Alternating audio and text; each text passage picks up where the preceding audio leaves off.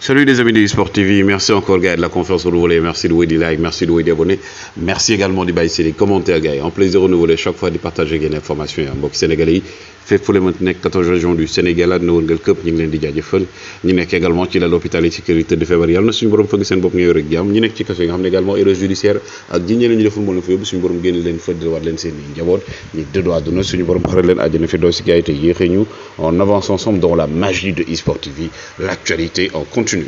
Actualité bi également nekk ki nga xam ne mooy Dieter Hamann donc ancienne légende bu Bayern de Munich ak bu Liverpool bi wax ci li nga xam ne mooy situation Sadio Mané moom nag joxe gis-gisam nee na nag par rapport ak Sadio Mané lan moo tax moom jàppale ne Sadio Mané il n'est pas en forme loolu yëpp dinañ ci fas yéene waxtaanee mais d'abord dañuy wax ci wàllum basketball bi ñii di waa Espagne dóor France nag daal di jël li nga xam ne mooy Coupe d'Europe bi moo tax ñu daal di def yéenekaay bi ne l'équipe n'est dépassée Espagne mi dóor France 88-76 les Français bi nga xam ne moom début match bi ba fin de match bi dañ leen donc mos a mëne aujourd'hui donc ils sont tombés sur un peu plus fort que ñu ko mën a waxee Mathias Pogba incarcéré waxoon naa leen ko wax donc gannaaw bi nga xam ne nag moom lañ koy tuumaal ne da doon jéem a guerre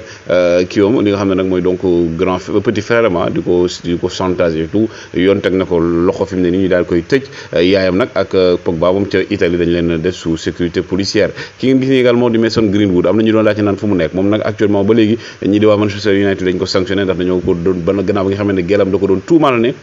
da ko dóor violé ko mais inscrit nañ ko ci moins de U20 yi nga xam moins de U21 yi ngir loolu nga xam ne mën na après intégrer équipe professionnelle bi li nga xam nag mooy matière de victoire les entraîneurs yi nga xam ne ñu ëpp victoire ci année 2022 ki nga xam ne mooy Jürgen Klopp moo nekk ci kaw moom ak Xavi 18-18 topp ci Guardiola ak Ancelotti yi nga xam ne ñoom it dañoo nam ku nekk 17 ak Pioli Conte aussi ci la bokk pendant ce temps également la Casablanca et le Real de Madrid bu ñoom Vinicius Junior dem nag ñoom ñoo doon ñi nga xam ne mooy Atlético de Madrid 2-1 kii di Valverde ak donc Rodrigo ñoom ñoo dugal mais Vinicius gars yi rendre nañ ko hommage par rapport ak danse bi nga xam ne célébré nañ ko ñii di waa Real nag enchaîné bi mooy seen 10e ou 9e victoire de suite 9e victoire boo xam ne ñoom enchaîné nañ ko donc depuis ba ñu commencé ba léegi ils n'ont pas encore perdu laf chat pour les supporters du Real de Madrid balaa ñu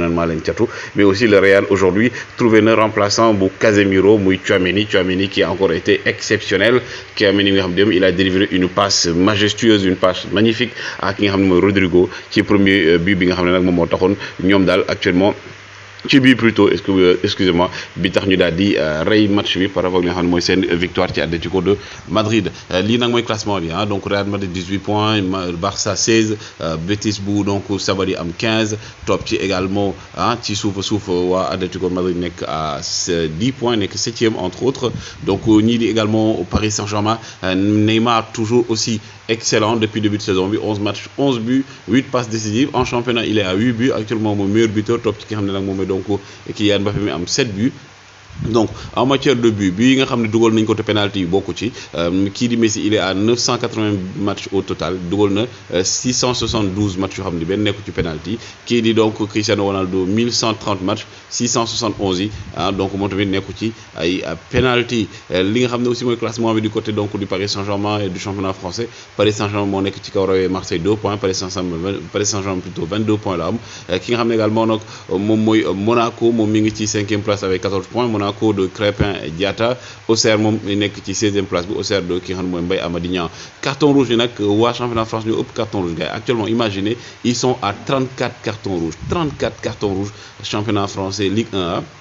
Ligue 2 bi ñoom ñu ngi ci 45 en Premier League ñoom ñu ngi ci 15 seulement mais également gars yi en mention spéciale à Jean-Bou Anguissa kii wax naa ko xaw ma lu tax waa Cameroun convoqué wuñ ko pour seen double confrontation yi ci li nga xam ne mooy donc lii di préparation coupe du monde bi mais actuellement il est stratosphérique démb gis ngeen il a fait un match époustouflant contre ñii di waa Milan AC actuellement les différents championnats kii nga xam ne nag moom mooy donc Arsenal moo nekk Angleterre premier avec 18 points 22 points pour Paris Saint-Germain 18 points pour Real de Madrid 17 points également fa nga xam ne mooy donc Union Berlin 17 points pour Napoli Idrissa Gana Gueye comme je dis encore une fois démb première victoire bu Everton la woon donc en championnat Idrissa Gana Gueye addulé ñëpp fi mu ne nii ci moom la ñuy wax voici le capitaine même de Everton bi nga xam ne Idrissa Gana Gueye est d'un rapport exceptionnel Dieter Hamann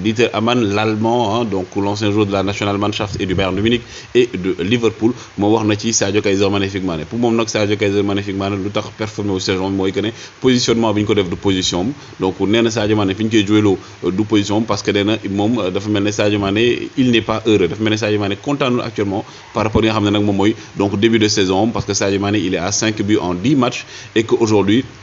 nee na Sadio Mané c'est un joueur boo xam ne il aime repiquer vers l'intérieur maanaam jóge de l'extérieur dem vers l'intérieur et que aujourd'hui nee na le positionnement de Sadio Mané au moment où ki nga xam ne mooy donc Jamal Musiala entre autres ay ñoom donc Leroy Sané ñoom ñi ngi performer exceptionnellement nee na Sadio Mané actuellement il n'a pas encore trouvé son rythme par rapport ak profil de jeu bi mu doon jouer du côté donc de Liverpool loolu nag Dieter Hamann moom moo ko wax donc l'ancien joueur des Reds de Liverpool moom nag aujourd'hui nee na quand même Sadio Mané est en mesure aujourd'hui de pouvoir bien entendu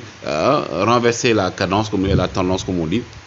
et qu'aujourd'hui ki nga xam ne nag mooy l'international sénégalais il sera très attendu par rapport ak li nga xam ne nag moom mooy donc lii di surtout championnat bi donc aujourd'hui Dieter Hamann qui dit que Sadio Mané daal actuellement moom positionnement bi daal moom mooy problème am loolu moom mooy gis-gisam nee na aujourd'hui Sadio Mané c'est un joueur boo xam ne il veut participer au jeu et que actuellement ce n'est pas forcément le cas donc pour l'international sénégalais en tout cas c'est que si mooy dégg ngeen donc kii di donc Oliver Kahn li mu wax ci joueur nee na joueur il faut que ñu bañ a xam ne